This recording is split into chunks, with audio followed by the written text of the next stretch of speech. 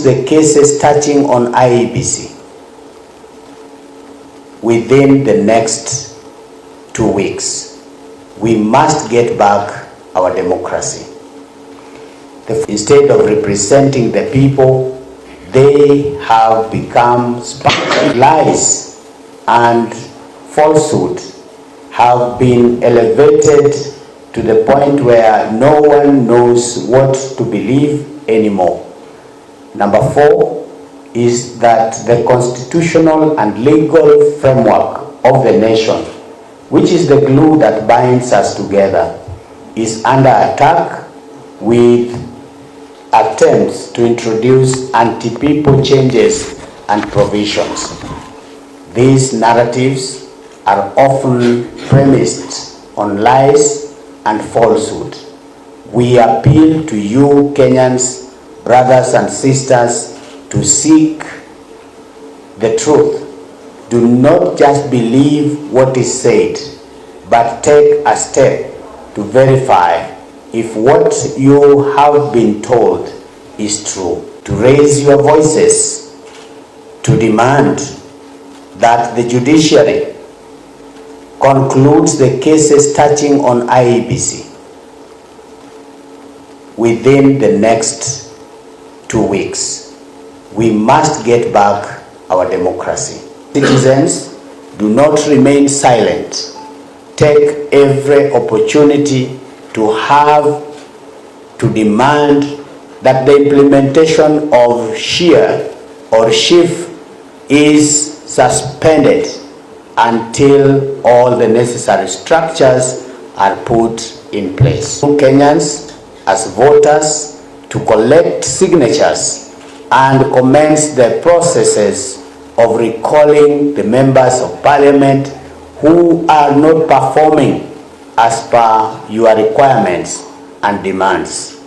And as electorates, you are the employer, not the employee, not the servant of the members of parliament and other elected leaders. To demand that the judiciary concludes the cases touching on IEBC within the next 2 weeks. We must get back our democracy.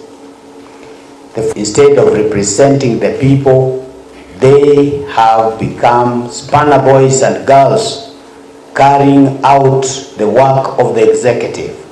Instead of oversighting the executive, they are cheerleaders in oppressing the people. Instead of speaking for the people, they are making oppressive laws. This state is unsustainable.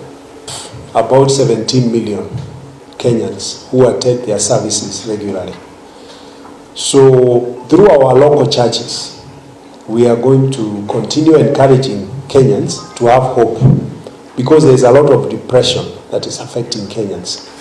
We'll also continue to support our, to speak from the pulpit, speak about justice and to preach to the people and to nurture their spiritual needs. Ask the pastors not to be intimidated. Just like the prophets of old, those who are guilty, they fear even their own shadow. We ask pastors wherever they are to speak boldly and to preach freely and to prophesy when God has placed a message on them. The Constitution identifies the government is a creature of the Constitution that was created by the people, and therefore as an instrument created by the people, it cannot oppress or subjugate them, because Kenya is a constitutional democracy and will continue to safeguard that. But that cannot be safeguarded by the church alone. The citizens are the bedrock of democracy. Every Kenyan, we want to tell every Kenyan that they are born into the office of the citizen. We are born into it, and even when we live in it. Let us exercise the powers of the office of the citizen. One of them is to speak up.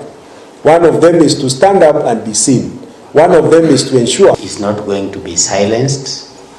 The church will point out the wrongs in the society. We are Kenyans, we are also leaders in this country.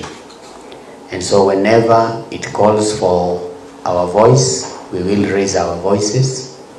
And whenever it calls for our actions, we will also be involved in those actions.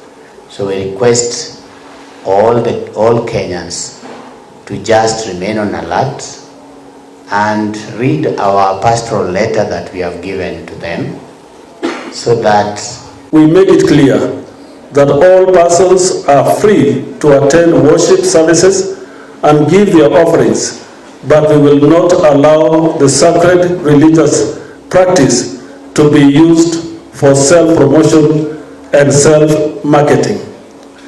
We will continue propagating and applying the guidelines issued by the NCCK, which require that politicians should not be allowed to address congregations while inside the church. Demand for people-focused celebrating whenever the president, members of parliament, governors, members of county assembly, and other political actors donate money whose source are not clear. On our part, as a